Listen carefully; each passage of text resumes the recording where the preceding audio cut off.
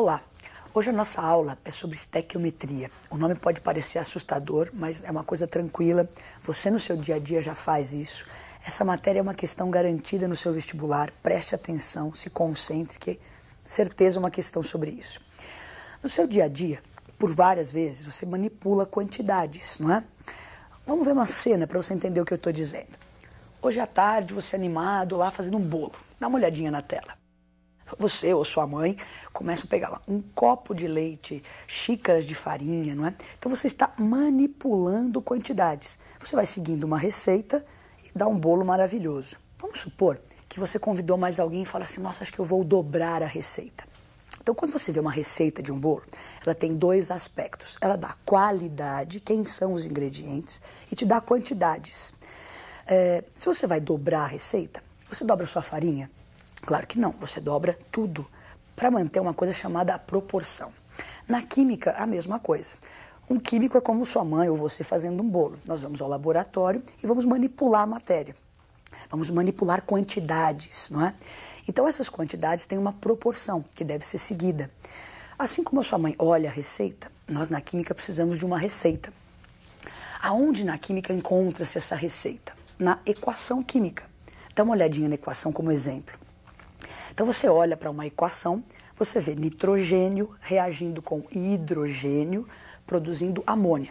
Por enquanto a equação não está balanceada, então eu tenho aí os aspectos qualitativos. Eu sei quem são os reagentes, eu sei quem são os produtos. Então no nosso dia a dia, da química, eu vou precisar, muitas vezes durante essas reações, calcular quantidades, assim como sua mãe para o bolo. Então os químicos precisam calcular quantidades. O que é isso, calcular quantidades? É justamente esse nome horrível que você viu aí, estequiometria, cálculo estequiométrico. Então, o que é esse cálculo? Dá uma olhadinha na tela. Então, a estequiometria nada mais é do que você determinar quantidade ou do reagente que é consumido ou do produto que é formado durante a reação.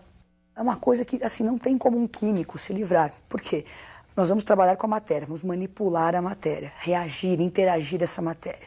Qualquer cálculo que envolva quantidades dessas substâncias vai ser chamado de cálculo estequiométrico. Então, vamos supor que a sua mãe tem lá a receita de bolo. Ela tem a quantidade de leite e de farinha. Quando ela vai dobrar, ela faz isso rapidamente, essa conta rapidamente, não é? Então, ela tem a certeza, ela vai dobrar, ela tem uma pequena dúvida e compara com essa certeza, com esse referencial. Para nós, na química, então, nós dissemos que esse referencial vem da equação. Só que para eu ter quantidades, eu preciso ter equação perfeitamente balanceada, como ela está agora na tela. Então eu tenho lá, o nitrogênio reage com hidrogênio e produz amônia. Com o balanceamento, aparecem esses números que são os coeficientes, não é? Esses coeficientes nos dão uma noção da quantidade que eu vou precisar de cada uma dessas substâncias.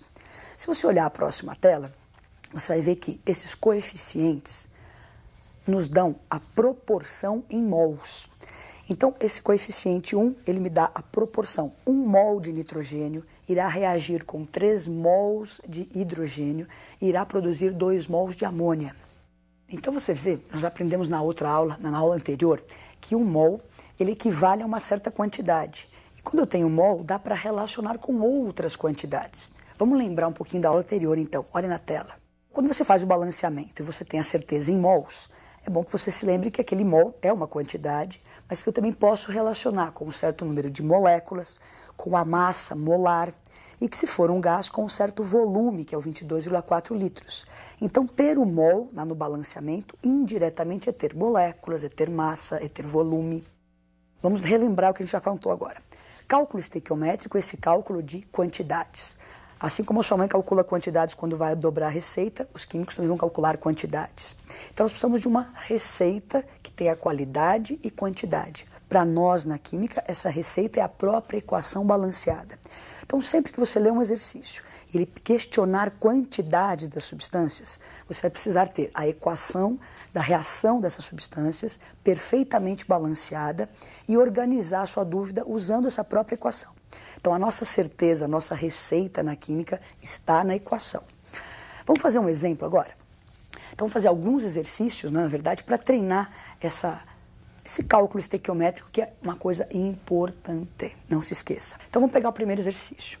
Quantos mols de N2 são necessários para produzir 5 mols de NH3. Então, olha só, eu estou questionando quantidades, mols de N2 e mols de NH3. Para resolver, então eu preciso primeiro da equação. Então, está ali a equação perfeitamente balanceada. E se lembre, vamos pegar a dúvida primeiro. Então, o exercício perguntava, quantos mols de N2? Você vai montar o problema embaixo da equação. Você usa a equação para resolver o problema. Então, N2, coloquei lá embaixo x mols.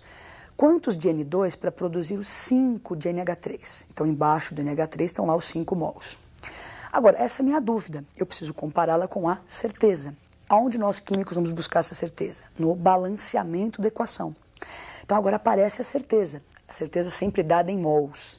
Então, ali 1 de N2, 1 mol de N2 produz 2 mols de amônia. Então, eu tenho a certeza, a dúvida, multiplicamos em cruz e temos lá 2,5 mols de N2. Isso foi um pequeno exemplo, leve. Agora, nós vamos fazer outros exemplos. Esse primeiro nós relacionamos mols. Vamos misturar agora massa, volume. Então, vamos fazer outros exemplos. Mais um exercício para você. Então, quantos gramas de amônia serão produzidas a partir de 12 gramas de H2? Ele tem como dado já nesse exercício as massas molares do hidrogênio e da amônia. Então, olha lá, gramas de amônia deu grama de H2. Então, agora nós vamos tratar de massa. Vamos para a resolução. Então, a mesma equação, né? Nós estamos trabalhando com a mesma ainda. Então, agora a nossa dúvida era quantos gramas de amônia, então embaixo de amônia x gramas, serão produzidas quando eu consumir 12 gramas de hidrogênio. Então, estão lá as 12 gramas do hidrogênio embaixo do hidrogênio. Você vê que eu não dou nenhuma quantidade, não perguntei nada do N2, ele não participa do cálculo. Então, agora está a minha dúvida em gramas. E a gente diz que tem que procurar comparar a dúvida com a certeza. A certeza está no balanceamento. Só que o balanceamento dá certeza em mols. Então, como é que eu posso expressar mols em gramas? Com a massa molar. Então, ali de H2 eu tenho 3 mols.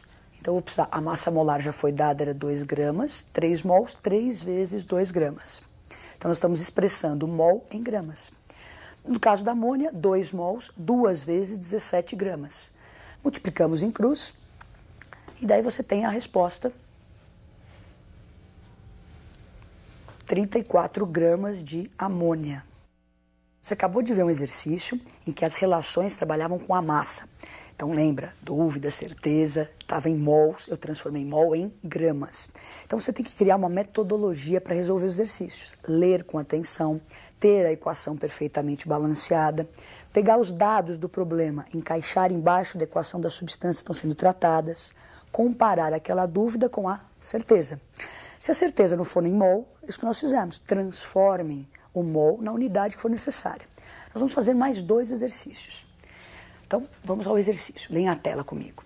Uma das maneiras de impedir que o SO2, você se lembra, óxido de enxofre, que ele seja liberado para a atmosfera, é tratá-lo previamente com óxido de magnésio em presença de ar, como equacionado a seguir.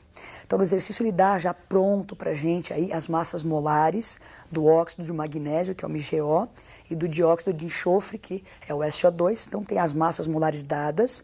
Vamos para a equação. Então, na equação, você observa o óxido de magnésio reagindo com dióxido de enxofre, presença de ar, formaria então sulfato de magnésio. Então nós estaremos retirando o SO2, impedindo que o SO2 fosse lançado no ar.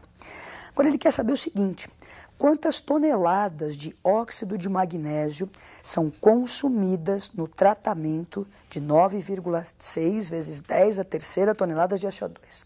Então, resumindo, ele dá toneladas de SO2 que serão lançadas possivelmente numa indústria e quer saber quantas toneladas de óxido de magnésio ele vai precisar para reagir com o SO2. A minha dúvida, não é? Quantas toneladas do MgO para reagir com 9,6 dessa terceira toneladas de SO2. Vamos para a resolução, então. Daí vou ver a certeza.